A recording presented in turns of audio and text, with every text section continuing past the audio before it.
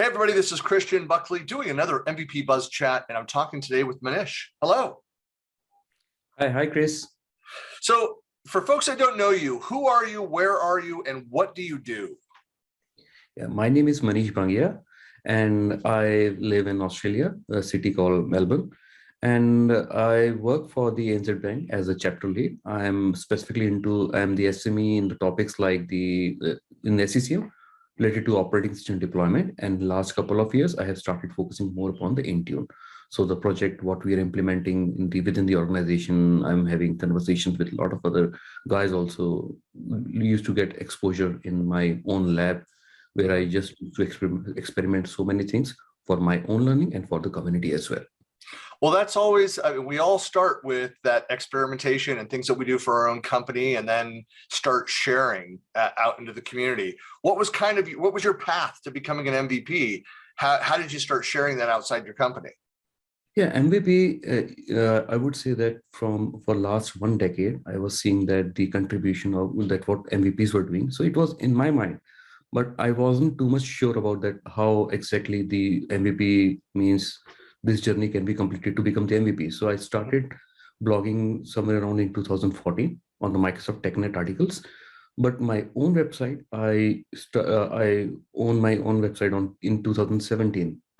That was the time when I rigorously started writing the blogs and thought of maybe I can become MVP. But MVP was not my only focus. I was thinking about providing the content, providing the information. It's like a digital diary for me, that what I know, let me explain. Yeah, we all say this. I say this all the time. It's like, look, I would have been doing the same stuff whether or not I received the award. For me, it was the same thing. I wanted to share that out and writing about stuff. And I know that there's some people that are not comfortable with writing. They'd rather create videos or participate in events and whatever it is. But it was about sharing, hey, this was my experience. Here was my industry. This is what I went through. I'm not an expert on everything, but here's what I experienced. Here's problems that I saw. Here's how we resolved those. And that's been some of the most well-received content that I've given, whether presented or written about or done videos around, is where, I outlined the problem, these common business scenarios, and then here's how we solved it. And sometimes leveraging other MVPs' work, I always like to mention them, call them out, give them props for that. But just sharing what it was that I was doing. Right. Yeah. Totally agree with that. Yeah. Yeah. It's not like you have to go write a book to be an expert on things. Yes, the expert is a totally different thing. I was surprised when I started writing that the content, let me tell you that sometimes I write a very difficult content that maybe that I can think about it can become hit, but I see that that nobody's watching that.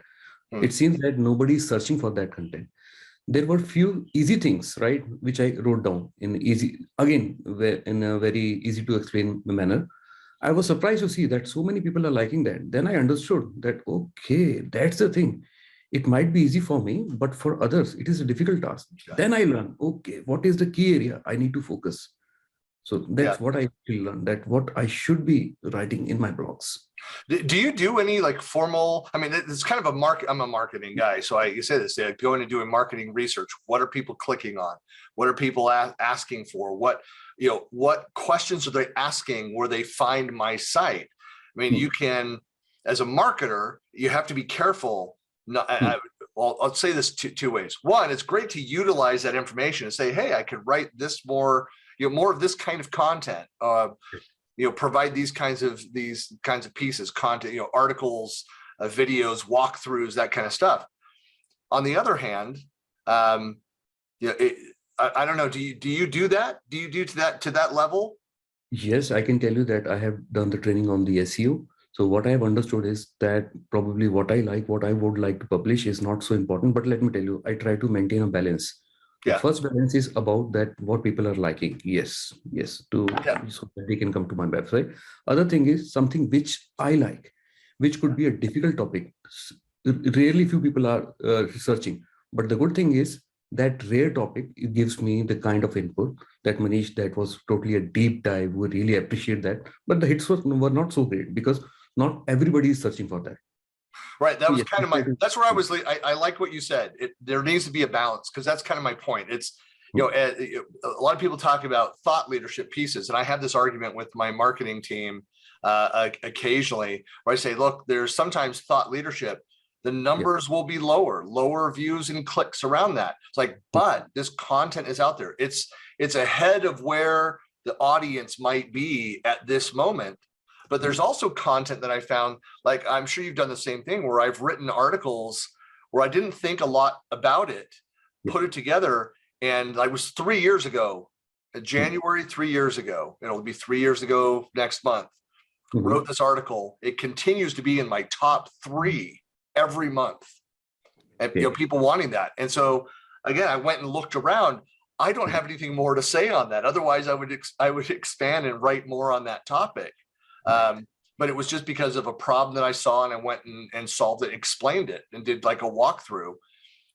So sometimes it's great to look at the data. Other times, like, I need to write about things that are important for my own personal, like, development. I need to think something through and get that documented before I can move back on to other topics. Correct. Yeah. Yeah, that's a hard. Again, my recommendation is always to people to be careful, to not just get caught up in chasing SEO, to find that balance, whatever that is. That's correct. Yeah. So what are your passion projects? What are the big topics that you're focused on these days?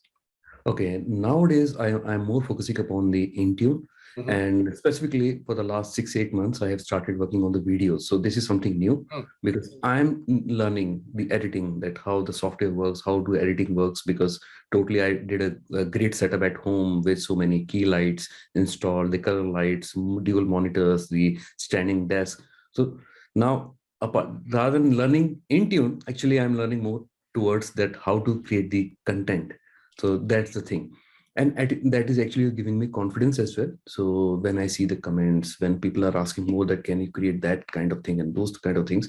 So I'm just trying to create a whole content on the Intune, that what can be done in easy to explain manner, because I can say that there are a lot of contents available. So I'm not alone. There are books there are videos there. But when I'm creating a video, I'm not going to touch any content. Yes, I have to go through the Microsoft articles and those things, right? To see that what I can explain. Then I will interpret in my own language. Maybe someone might not be liking, oh, I didn't like the style, but a lot of guys are liking it because I feel myself as a mentor that I can teach. So I am going to develop my own style teaching the technology. Yeah, there's what you started off talking about, the learning how to use the technology. I mean, I'm very envious of those that have the polished video content, and I haven't had the patience, the time to. I say time, but it's really patience to sit and go through and make the quality of my output as polished as I'd like. I'd like to do more of like the live stuff. I'd like to set up to be able to do more live streaming and have guests and have all the interfaces and be able to transition between the screens. And so that's something where, I mean, like anything, you've got to set up the time, make the time to go and learn. If you know somebody who's an expert in that space, bend their ear, get a little bit of their time to do that. So, well, good for you for stepping that up. That's on my list of things to do. Okay. Yeah. Well, so something else too. Hey, I just saw, and congratulations. I saw that you just got your Australian citizenship. You and your family. That's a big deal. Yeah. So congrats. Thank you. Yeah, I always like to recognize that wherever folks go. I've got friends that have recently got Canadian citizenship, some U.S. citizens, and elsewhere. But I mean, I know that I've had friends and colleagues that I've worked with over the years, and it's a big deal and takes a long time to do that. So congratulations on that. Thank you so much. And that's the reason actually I love this technology a lot, because when I'm having any argument Sometimes we used to have argument, me and my wife, my partner. So I said that for me, this is like my temple, my technology, these things, because whatever you are doing means you are having fun in your life, right? That's because of this thing. I can tell you one important thing. My son, who is 9 years old, so he used to say that, "Oh, Daddy, what is this? Always looking into the log file, red line. Are you not able to resolve it? Huh? What is this? Huh?" I said, just because of these red lines, I'm able to pay the bills, your schools. We are in Australia, right? Yeah. Citizenship. So this is what my career is. That I need to keep on seeing these red lines, the errors to troubleshoot, to fix it. Yeah. Well, one thing I'll say is I've got 4 adult children, and one of the best things that I've seen of my 4 kids that so 2 of them were STEM kids, so science based, and then one's in marketing, one's in sales, and 3 of the 4 of them, so the oldest 3, the youngest is in sales, the 3 older ones have all gone the tech route. Okay. And so, they always just like, I have no idea what dad does. And so now I think they all have a good understanding of, and so now when they talk about what their jobs do, I'm like, yeah, I know exactly what you do. And it's great to see that when the kids start to understand what the parents do, and then they start to understand the years of the continual learning and the development of the career. They're starting to understand that. So it just takes time sometimes. Right. The kids are they're definitely going to learn from you that what exactly you're doing, what you're passionate about. They will also understand these kind of things. Yep. Well, and they also understand the other aspects of it.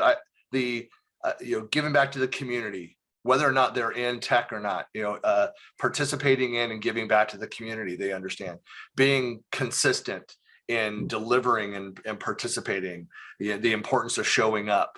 I mean, you don't become an MVP without having some consistency in what you're giving back to the community. So it's not just a one time, it's an ongoing, we're there, we're answering questions. And so I think that also, transfers down to our kids. They see it, they're aware of it. And so I think, all 4 of my kids are very much, active within the community side of their business lives. They're learning. They are definitely learning from you. Yeah, I'd like to see. I've got a couple friends that have their kids have become MVPs. In fact, a good friend of mine, Paul Colmsey, who's based out of Perth, he and his daughter Ashley are both MVPs. So it's the power of the Power Platform and bringing families together in the MVP. That is quite motivational for me as well. Yeah, there you go. Well, Manish, for folks that want to find out more about you or get in touch, what are the best ways to reach you? I'm pretty much very active on the LinkedIn. I have my own website. I have forums as well, manishbangia.com/forums. I'm quite active on Twitter as well. So, and I have a specific group in Facebook that SECM, that Intune, MECM Intune tips and tricks. So, do you have a link to that? Is that a linked on your MVP profile? I believe so. Yes, it would. If it's not, you should add it. But I'll go look for that. And for those, if you can go, of course, to my blog where you'll find this interview, and out on YouTube, I'll include all of his links as well. And if that is there, I will definitely add that, because I say this, and I know that there's a bunch of people that are like, oh, Facebook, why waste time there? So there are huge tech communities on Facebook that are very active.